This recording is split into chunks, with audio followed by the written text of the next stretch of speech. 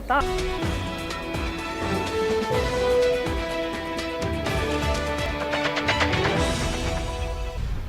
क्या पंजाब के घटनाक्रम का राजस्थान पर पड़ेगा असर? प्रदेश में मंत्रिमंडल पुनर्गठन विस्तार की हो रही प्रतीक्षा। नवरात्र के बाद पुनर्गठन के लगाए जा रहे थे कयास। दिल्ली जयपुर में हुई कुछ मुलाकातों को भी देखा जा रहा था इसी से जोड़कर। क्या अब फिर से एक बार टलेगा राजस्थान में मंत्रिमंडल विस्तार? फिर एक बार वही इंतजार। नमस्कार, बहुत स्वागत है आपका। प्राइम डिबेट देख रहे हैं आप, आपके साथ मैं जेपी शर्मा। पंजाब में कांग्रेस की उथल पुथल कब थमेगी और आखिरी तस्वीर क्या होगी, इस पर कुछ भी कहना जल्दबाजी होगी। लेकिन पंजाब के घटनाक्रम को राजस्थान से जोड़कर देखने वालों को भी अब अपने गुणा भाग में और जोड़ बाकी करने की ज़रूरत महसूस हो रही होगी। मंत्रिमंडल पुनर्गठन और विस्तार का इंतजार लंबे समय से चल रहा है और कई माननीयों को उम्मीद है कि इस विस्तार में उनका पद कद बढ़ेगा, रुतबे में इजाफा होगा। स्थिति एक अनार से 100 बीमारों के आस लगाने की है, लेकिन मुख्यमंत्री की क्षमता को लेकर सब आश्वस्त हैं कि सबके हिस्से में कुछ न कुछ आएगा, संतोषजनक आएगा। इस बीच कैप्टन अमरिंदर का कमल की ओर झुकाव और कन्हैया कुमार का हाथ से हाथ मिलाना कांग्रेस भाजपा की दूरगामी राजनीति पर क्या असर डालेगा, यह भी देखने वाली बात होगी। तो आज प्राइम डिबेट में इन सवालों पर चर्चा करेंगे कि पंजाब के घटनाक्रम से राजस्थान की राजनीति कैसे प्रभावित होगी।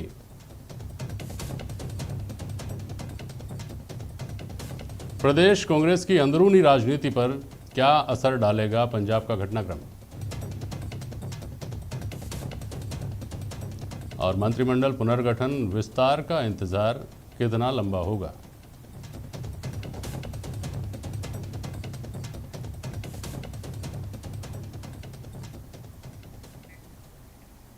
हमारे साथ अवधेश आकोदिया जी हैं, वरिष्ठ पत्रकार। आरसी चौधरी साहब कांग्रेस के प्रवक्ता स्टूडियो में मेरे साथ मौजूद हैं। पुनीत कर्नावट साहब हैं, जयपुर के डिप्टी मेयर भाजपा के प्रवक्ता। और वरुण पुरोहित हमारे साथ जुड़े हुए हैं, आप कांग्रेस विचारक हैं। बहुत स्वागत करता हूं आप सभी का। आरसी चौधरी साहब, पहले आपके पास आता हूं। जब पंजाब में पहला फेरबदल हुआ था 2 महीने 10 दिन पहले, तब लोग ये कयास लगा रहे थे कि राजस्थान पर इसका असर दिखाई देगा। अब जो पंजाब में दूसरा घटनाक्रम हुआ है तो लोग ये जोड़ बाकी लगा रहे हैं, जैसा मैंने शुरू में कहा कि इसका असर होगा। किस तरह का असर हो सकता है, कैसे प्रभावित हो सकता है? किसी भी राजनीतिक दल के अंदर कोई घटनाक्रम होता है तो निश्चित रूप से उसके राजनीति को कहीं ना कहीं प्रत्यक्ष या अप्रत्यक्ष तौर पर प्रभावित करती है। लेकिन जिस घटनाक्रम का हम जिक्र कर रहे हैं वो घटनाक्रम एक राज्यों को लेकर है, ये राष्ट्रीय राजनीति का कोई घटनाक्रम नहीं है। इसलिए राजस्थान के जो मुद्दे हैं, राजस्थान की जो परिस्थितियाँ हैं, राजस्थान के जो विपक्षी दल हैं वो पंजाब से भिन्न है और पंजाब के मुद्दे हैं वो राजस्थान से भिन्न है। लेकिन 2 महीने पहले निश्चित रूप से मीडिया भी चर्चा चलती थी कि कैप्टन कांग्रेस के प्रिय हैं, जैसे ही कैप्टन को अगर बदलने का प्रयास किया जाए तो कांग्रेस चित्र बित्र हो जाएगी और बिखर जाएगी। ऐसा कुछ नहीं हुआ। तमाम जो विधायक एक साथ में रहे, जो पार्टी के शीर्ष नेता राष्ट्रीय अध्यक्ष हैं, उनके ऊपर सर्वसम्मति से उन्होंने अपना प्रस्ताव छोड़ा और निर्णय लिए गए। आज जो घटनाक्रम हुआ, सिद्धू जी ने जो इस्तीफा दिया, इस्तीफा देने के बाद में इस्तीफा अभी तक स्वीकार नहीं हुआ है और उन्होंने कहा मैं कांग्रेस के लिए काम करता रहूंगा। एक परिवार के अंदर कोई विवाद हो सकता है, किसी मुद्दों को लेकर मतभेद हो सकता है। मुझे लगता है कि पार्टी का जो नेतृत्व है वहाँ जो राज्य के प्रभारी है मिलजुल के अतिशीघ्र सुलझा लेंगे। पता नहीं आपको ऐसा लगता भी है या पार्टी के प्रवक्ता होने के नाते आपकी बाध्यता है कि आपको इस तरह से इस मामले को डील करना ही पड़ेगा। लेकिन पुनीत कर्नावट साहब और आरसी चौधरी कह रहे हैं कि आपके लिए कोई बहुत खुश होने की बातें नहीं होती हैं ये सब, चाहे वो 2 महीने पहले का घटनाक्रम है, चाहे वो आज का घटनाक्रम है। पुनीत कर्नावट साहब, हमारे खुश होने और न होने का कोई प्रश्न नहीं उठता। इसकी चिंता कांग्रेस को करनी चाहिए। कांग्रेस जिस प्रकार से बिखर रही है और कांग्रेस का केंद्रीय नेतृत्व जिस प्रकार से लाचार नजर आ रहा है, वो इस पूरे घटनाक्रम को बताता है। अच्छा, कैप्टन को अपमानित करके ये मजबूर कर देना कि उनको इस्तीफा देना पड़ा। इस्तीफे के बाद उन्होंने जिस प्रकार के बयान दिए और जिस प्रकार से उन्होंने बताया कि कांग्रेस ने लगातार उनको अपमानित करने की कोशिश की, और जो 2 बच्चे राजनीति के अंदर हैं वो आज भी मानसिक रूप से बच्चे हैं, चाहे उनकी उम्र कितनी भी हो गई हो। ये कप्तान के बयान से साफ साफ नजर आ रहा था। और आज तब भी उन्होंने कहा था, और सारे लोग जानते हैं कि सिद्धू एक अस्थिर दिमाग के व्यक्ति हैं और वो अति महत्वाकांक्षी हैं। वो किसी को भी पंजाब के मुख्यमंत्री के रूप में स्वीकार करने को तैयार नहीं है। आरसी चौधरी साहब भले ही कह लें कि उनके आला कमान के निर्णय को स्वीकार कर लिया। आज आला जिस प्रकार सिद्धू का इस्तीफा हुआ है, वो बताता है कि वो स्वयं ही मुख्यमंत्री बनना चाहते थे और मुख्यमंत्री नहीं बन पाए, तो अपने इशारों पर एक पपट मुख्यमंत्री के रूप में चन्नी से काम कराना चाहते थे। दलित वर्ग से आने वाले व्यक्ति का सम्मान करने की बात करने वाली कांग्रेस कुछ ही दिनों तक उनको बर्दाश्त नहीं कर पाई और प्रदेश अध्यक्ष ने इस्तीफा दे दिया। इसीलिए इस्तीफा दे दिया कि उनकी मर्जी अनुसार मंत्रिमंडल नहीं बनाया उस मुख्यमंत्री ने, उनकी मर्जी अनुसार गृह मंत्री नहीं बनाए गए, उनकी मर्जी अनुसार एजी अपॉइंट नहीं किए गए, और जो दलित के सम्मान की बात करने वाली कांग्रेस थी उसका असली चेहरा हम सबके सामने आ गया। ना तो वहां पर बुजुर्गों का सम्मान बाकी बचा है, ना नौजवानों के लिए कोई स्थान बाकी बचा है। यही आज की कांग्रेस है और एक कमजोर आला कमान के सहारे धीरे धीरे समाप्ति की ओर जाती हुई कांग्रेस हिंदुस्तान की राजनीति में साफ साफ दिखाई दे रही है। कमाल के सोर्सेज हैं वरुण आपके पुनीत कर्नावट साहब। ये सारे कारण तो अभी तक मीडिया में भी कहीं नहीं आए जो आपने अपने स्तर पर पता किए हैं। चौधरी साहब देखिए, और सारी बातें जो आपने अभी कही वो सब बातें जस्टिफाई हो सकती थी अगर राजस्थान में रह रह करके इस तरह के बयान नहीं आगे होते आपके नेताओं के, जो या तो ये कहते हैं कि दरार है या फिर ये कहते हैं कि कोई दरार नहीं है। जब ये कहा जाता है कि कोई दरार नहीं है तब भी ये लगता है कि तुम इतना क्यों मुस्कुरा रहे हो, क्या गम है जिसको छुपा रहे हो। अभी कहा 2 दिन पहले बयान आया कि साहब 100 से ज़्यादा विधायक हैं, कहने की ज़रूरत नहीं है, सबको पता है। जेपी शर्मा जी, जो आपका प्रश्न है उसका भी जवाब दूंगा। इससे पहले जो विपक्षी दल के जो मेरे साथी हैं उन्होंने जो बातें कही, उन्होंने कहा कि मुख्यमंत्री को हटा के उनका अपमान किया। जो भारतीय जनता पार्टी 6 महीने में 5 मुख्यमंत्री बदलती है, जो उनके जो नेता हैं क्यू के अंदर जो बैठे रहते हैं वो अपने आंसू बहाते हैं और वो ये करें कि अपमान किया और ये कह रहे हैं कि बड़ों का, बुजुर्गों का सम्मान करना चाहिए। मार्गदर्शक मंडल का अगर गठन किसी ने किया तो वो भारतीय जनता पार्टी ने किया। उन नेताओं की वेदना कभी भारतीय जनता पार्टी के नेताओं ने कभी नहीं पूछी। दूसरा, उन्होंने कहा पॉपेट दलित को इस 12 मुख्यमंत्री हैं भारतीय जनता पार्टी, एक राज्य में दलित को मुख्यमंत्री नहीं बना पाई। अगर पॉपेट होता नहीं था, इसीलिए भारतीय जनता पार्टी को बेचैनी है। भारतीय जनता पार्टी जानती है कि वो निर्णय लेने के लिए और वो किस प्रकार से तमाम सब बातें। इन्होंने कहा कि ये जो अस्थिर माइंड के, अस्थिर चीज़ों के, इन्हें मैं पूछना चाहूँगा कि आप यहाँ पे अभी आपका चिंतन शिव रहा, चुनाव की चिंता की, जनता आपकी सिरदारी नहीं रही, लेकिन राजस्थान के अंदर ही नहीं पंजाब के अंदर भी तमाम जो विधायक हैं वो पार्टी के शीर्ष नेतृत्व के साथ में खड़े हुए नजर आए। राजस्थान में भी पार्टी के तमाम जो विधायक हैं पार्टी के राष्ट्रीय अध्यक्ष के नेतृत्व में, पार्टी के शीर्ष नेतृत्व के साथ में खड़े हैं। किसी भी दल के साथ में किसी भी व्यक्ति पार्टी के अंदर महत्वपूर्ण नहीं है। कांग्रेस एक विचार है और उस विचार के साथ में वो हर व्यक्ति खड़ा है जो जनता की अदालत से जीत के आया और वो जानता है कि जब जनता की अदालत में वापिस जाऊंगा तो मुझे कांग्रेस की जो बात करके आया था उसका जवाब देना है। ठीक, वरुण पुरोहित जी, सवाल ये तो बहुत छोटा है कि राजस्थान पर क्या असर पड़ेगा, ये तो भविष्य की बात है। सवाल महत्वपूर्ण ये है कि गुजरात में भारतीय जनता पार्टी ने सत्ता परिवर्तन किया, अभी उत्तराखंड में किया, कर्नाटक में किया, 3-4 राज्यों में कर दिया, कुछ ही दिनों में, कुछ ही अरसे में। एक भी जगह से कहीं भी असंतोष की बात नहीं आई सामने, किसी के बयान देने की हिम्मत नहीं हुई, या तो हिम्मत नहीं हुई या फिर लोग संतुष्ट थे, जैसा भी था। आपने एक जगह हिम्मत दिखाई, कड़ा फैसला लिया और वहीं ये सारा घटनाक्रम इस तरह से सामने आ गया, तो मैसेज क्या जाता है? इसकी चिंता नहीं होनी चाहिए क्या वरुण पुरोहित? देखिए जेपी शर्मा जी, पूरे हिंदुस्तान की राजनीतिक व्यवस्था इस समय इंडिविजुअलिज्म पर हावी है, पर्सनल पॉलिटिक्स हावी है, पर्सनल सेंट्रिक हो गई, पर्सन सेंट्रिक। आप देखिए भारतीय जनता पार्टी भी पार्टी विद द डिफरेंस थी, लेकिन आज मोदी सेंट्रिक हो गई। केजरीवाल जी की नई पार्टी आई, वो लोगों को लगा भाई एक पॉलिटिक्स विद द डिफरेंस दिखाएगी, वो केजरीवाल सेंट्रिक हो गई। क्षेत्रीय दल ऑलरेडी पर्सन सेंट्रिक है। लेकिन कांग्रेस पार्टी में क्या था, कांग्रेस का एक लंबा वो था इतिहास, तो वो उसमें कांग्रेस का अपना था और गांधी फैमिली का डुअल सेंट्रिक थी। लेकिन आज की स्थिति में मुझे कहने में कोई गुरेज नहीं है कि जो केंद्र की नेतृत्व है कांग्रेस पार्टी का, वो इंदिरा गांधी, राजीव गांधी की जैसे राजनीतिक सूझबूझ नहीं रखता है।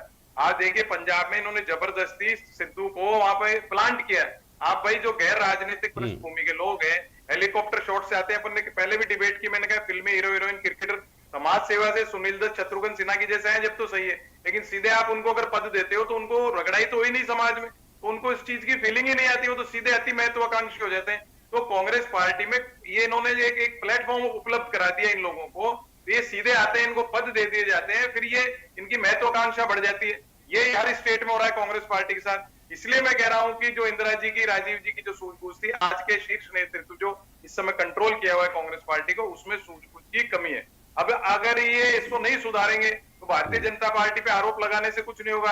आप अपनी पार्टी को सुधारोगे नहीं तो आप उसको कैसे दूसरे पे आरोप लगाने से थोड़ी आप उसमें सक्सेसफुल हो जाओगे।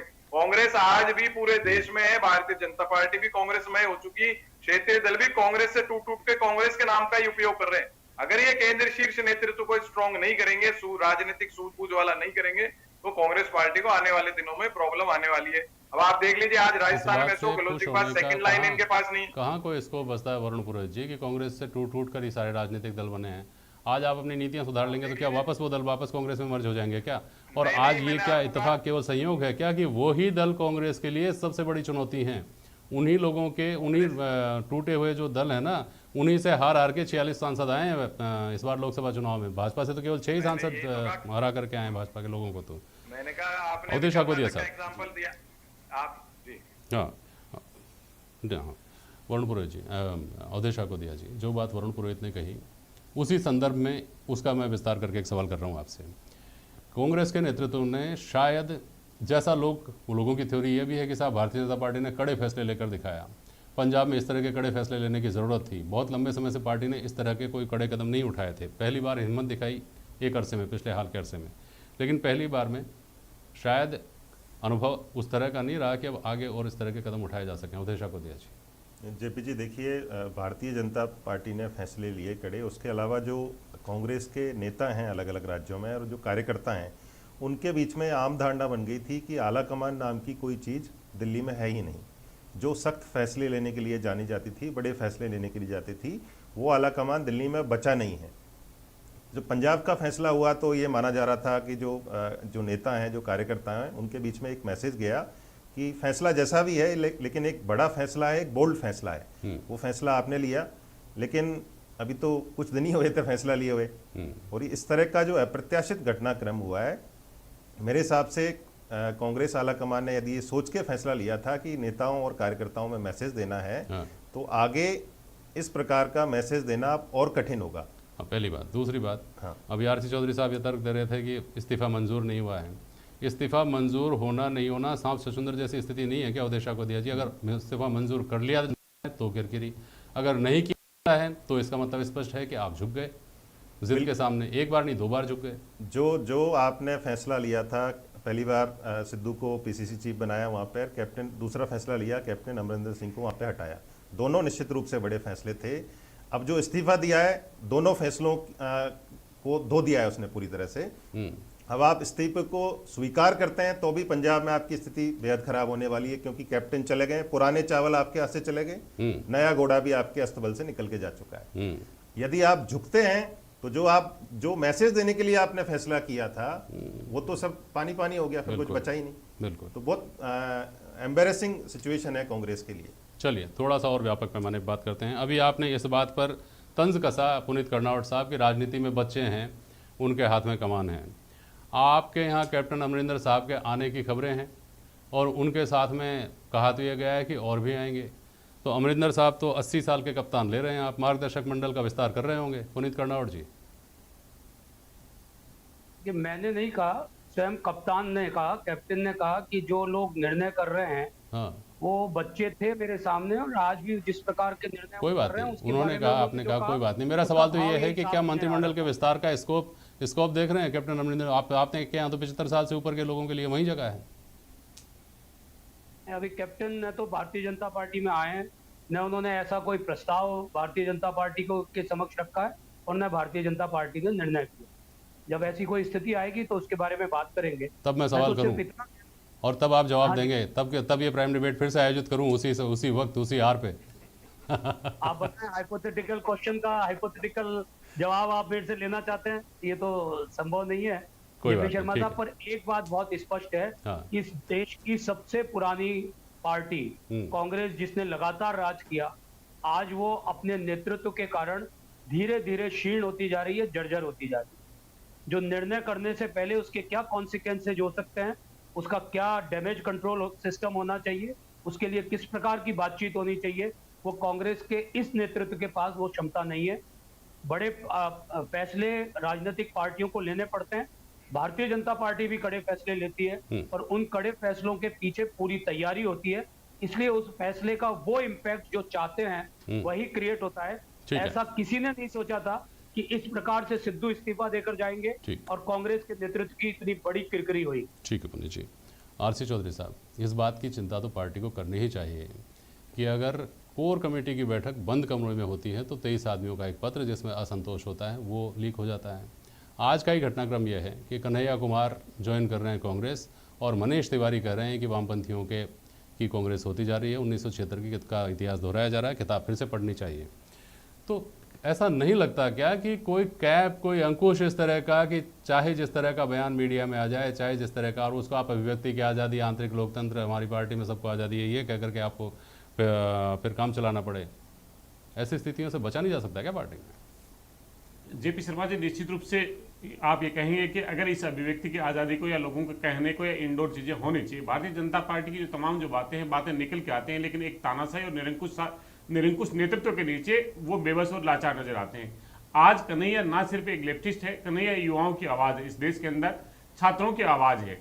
जिग्नेश मेवाणी जो माननीय प्रधानमंत्री जी की गृह विधानसभा से आते हैं, एक दलित चेहरा है, दलित आंदोलन के साथ में खड़े हुए व्यक्ति हैं। दो ऐसे व्यक्ति जब जुड़ते हैं तो निश्चित समय रूप हो से गया किसी को चौधरी दिक्कत हो साहब, सकती है। लेकिन आपको इस बात की भी चिंता करनी चाहिए थी कि कन्हैया को उसकी पार्टी सीपीआई ही निष्कासित करने की तैयारी में थी। उसके खिलाफ निंदा प्रस्ताव पार्टी ने पारित किया, वो 4 लाख वोटों से हारे, जहां बहुत बड़ी उम्मीद वहां जताई जा रही थी। लेकिन ये भी समझना चाहिए अवधेश आकोदिया जी कि बिहार में जहां दूसरी पीढ़ी के नेता, चाहे वो लालू के सुपुत्र हों, चाहे वो चिराग पासवान हो, वहाँ दूसरी जो पंक्ति तैयार हो रही है उसमें कांग्रेस का वैक्यूम कहीं ना कहीं शायद हो सकता है कांग्रेस वहाँ भरने का की उम्मीद बिहार में कर रही हो। लेकिन यहाँ ये देखने की बात है कि भाजपा का तो एक बहुत बड़ा वैक्यूम भरता है, जैसा हाइपोथेटिकल क्वेश्चन बता दिया पुनीत कर्नावट साहब ने, जिसको करीब करीब अब सच्चाई माना जा रहा है। अगर वहाँ कैप्टन अमरिंदर सिंह आते हैं तो भाजपा का एक बहुत बड़ा वैक्यूम पूरा होता है, क्योंकि भाजपा का ना तो पंजाब में बहुत ज़्यादा दखल है और ना उनके पास कोई बहुत बड़ा चेहरा है। ये जो प्रयोग कांग्रेस के हैं, पहले से कांग्रेस के पास वामपंथी विचारधारा के आरोप वाले लोगों की कमी नहीं है, पहले से कांग्रेस के पास दलित वोट बैंक कांग्रेस का ही सेटल्ड वोट बैंक माना जाता रहा है। तो इस तरह के प्रयोगों से बहुत बल मिलता है क्या, जहाँ पार्टी के लोग ही उसके खिलाफ आवाज़ उठा रहे हों? जेपी जी देखिए, जो चाहे कन्हैया कुमार की बात है, चाहे जिग्नेश मेवानी की बात है, इन दोनों चेहरों के ऊपर जो पॉलिटिकल नैरेटिव खड़ा किया था भारतीय जनता पार्टी ने, उससे उसको बहुत लाभ हुआ था पूरे देश में। अब दोनों इंडिविजुअल कांग्रेस के लिए उतने उपयोगी नहीं है, चाहे वो गुजरात में हो, चाहे बात बिहार की हो, लेकिन उनके लाने से आपको जो नुकसान होगा, जो बीजेपी को फायदा होगा, उस पर भी क्या गौर किया कांग्रेस में किसी ने? मेरे हिसाब से नहीं किया। यदि किया होता तो इस तरह का फैसला नहीं होता। अल्टीमेटली जो भाजपा ने ट्रैप बनाया पूरा के पूरा, आप उसी में फंस गए और उनको जो मुद्दा इतने साल से उठा रहे थे वो उनको फिर से हाथ में दे दिया। चलिए, बहुत शुक्रिया आप सभी का आज प्राइम डिबेट में शामिल होने के लिए। आज के लिए बस इतना ही, नमस्कार।